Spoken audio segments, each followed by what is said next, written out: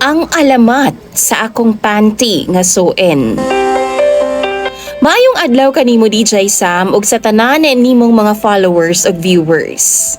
Unta, mabasa ni nimo kay duna pud ko'y i-share nga istorya nga kakaiba gyud ni DJ Sam. Dugay na ni nga panghitabo sa akong kinabuhi. Apan di gyud nako makalimtan. Tawagan na lang day ko sa pangalang Darlene. 39 years old ko karon na DJ Sam. Ug sugda na ako nga akong istorya ni adtong 15 anyos pa lang ko. Kadtong panahon na DJ Sam, di pagyud uso ang social media. Apan uso na ang suon nga panty. Estudyante pa lang ko kaniadto nga time DJ Sam. Pagwa ni klase no, manglabag yun ko sa akong mga uniform o mga personal nga mga gamit. Kauban ako nga akong mga childhood friends nga mga silingan rapod namo. Among panty gyud DJ Sam no, kay same nga brand. Og amo tong gibutngan gyud og mga pangalan namo. Yes, ang ako mga panty na atoy mga pangalan as in kompleto gyud na. 7 ka buok, gikan Monday hangtod Sunday.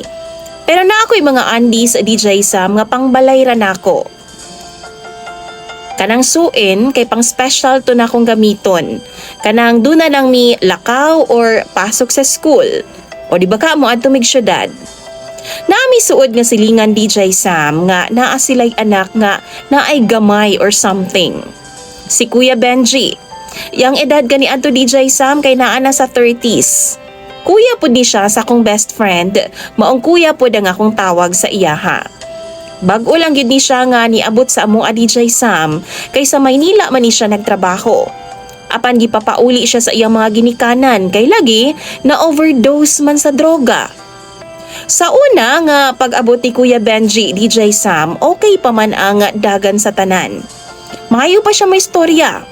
Pero paglabay sa pipila ka adlaw DJ Sam, murag lahi naman. Kay magsigi naman lang siya aw-aw kada buntag og hapon. Kana bitong murag iro DJ Sam. Tapos, kung istoryahon nimo siya, di mo tubag. Magsigi na lang siya ngisi DJ Sam, maong mahadlok na lang kumuduol sa iyaha.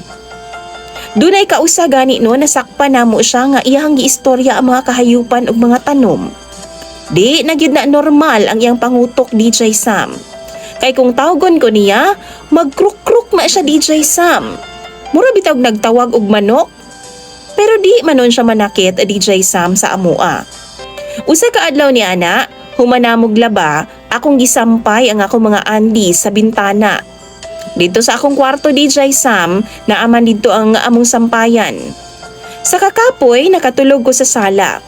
Og dihang niulan, gipukaw ko sa akong mama DJ Sam nga kuhaon daw nako akong mga sinampay kay basin daw og mabasa.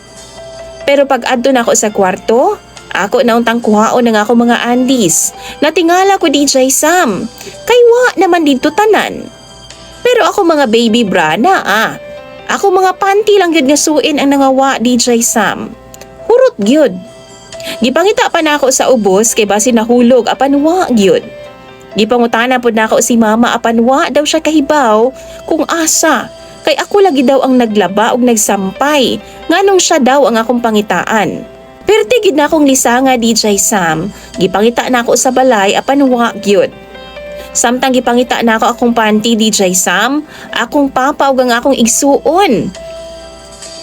Kay gikan man sila sa plaza, perting katawa sa akong igsuon DJ Sam. Ingon pa siya, "Ate, ang imong panty to akang Kuya Benji. Gihimong pandong sa ulo ug sigig sayaw-sayaw didto." Daghang tao DJ Sam ang nakakita. Grabe, wa gyud ko kapugong ug naghilak gyud intawon ko. Gipangutanan ako nga akong igsuon kung sure ba siya nga ako agitong panty. Ingon siya sure daw, kay naaman daw yung mga pangalan. DJ Sam, grabe na akong hilak gyud. Di na ko ma-imagine kung unsa ang reaksyon sa mga tao didto Tapos, ingon pa si Papa nga tua daw po dito sa plaza ang akong crush ug nakakita po daw sa akong panty. Nisud ko sa akong kwarto DJ Sam ug dito nagwala jud ko.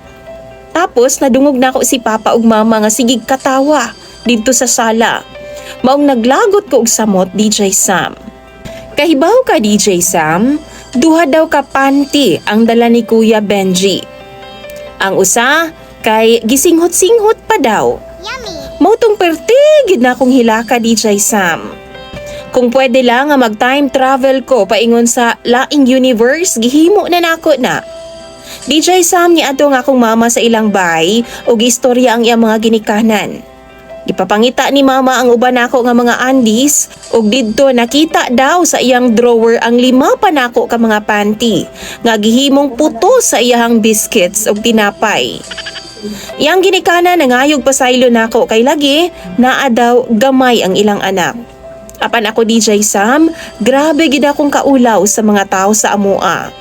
Wa gud ko kakaon og tarong DJ Sam ug wa ko katug kay sige na ko gunahuna sa unsa ka ang reaksyon sa mga tao, labi na sa akong crush DJ Sam. Nagdalaga na baya ko. Mao nga kay baw na gid ko maulawan.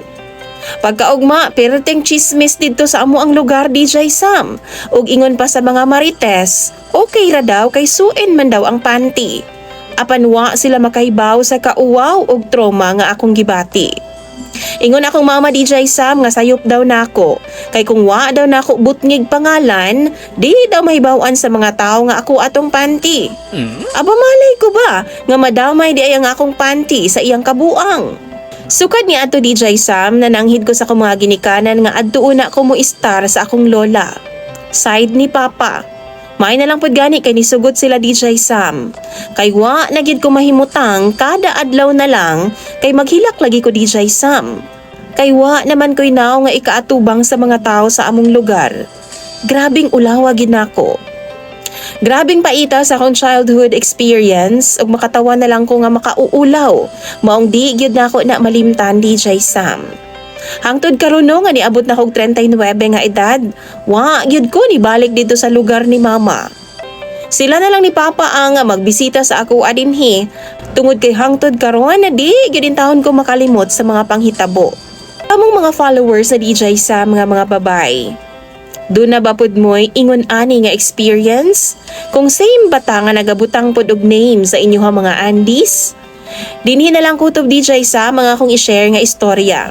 Dagan kayong salamat ha, ug more power sa imong programa. Imong follower ug sender, Darlene.